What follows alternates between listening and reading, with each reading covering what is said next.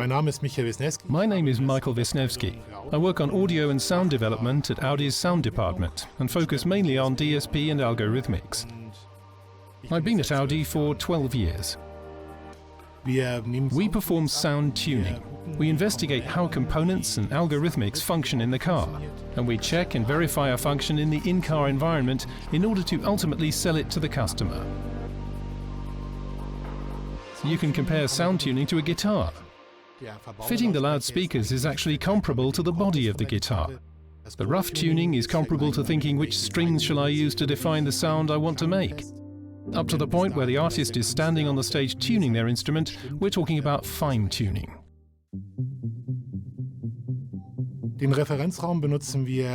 We use the reference room to really assess what the music's about, what the artist wants to convey with their music, so that later we can determine whether the car is tuned in a way that enables the customer to truly hear what the musician wanted to express. The reference room is set up in such a way that it creates as little reflection as possible from the walls, ceiling and floor, so as to reproduce the piece of music as faithfully as possible. In the acoustically dead room, we can check in a defined way whether the frequency response of a loudspeaker is just as we specified it should be. Compared with an ordinary room, the advantage of an acoustically dead room is that we don't have any backward reflections, and that when measuring loudspeakers, genuinely only the direct sound of the component to be tested is measured. As well as measuring frequencies in the acoustically dead room, we use a laser measuring system that helps us determine the loudspeaker's other parameters.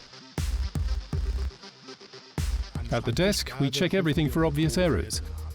I can repeat a lot of the measurements at the desk to check for formal accuracy, and also whether what we verified in sound tuning has later on been applied to the component.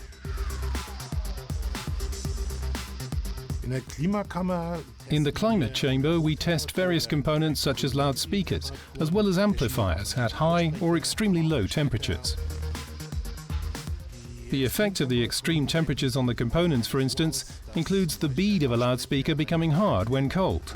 That alters its sound characteristic as well as its phase. Or if high temperatures might cause an amplifier simply to shut down, we need to take steps to prevent that.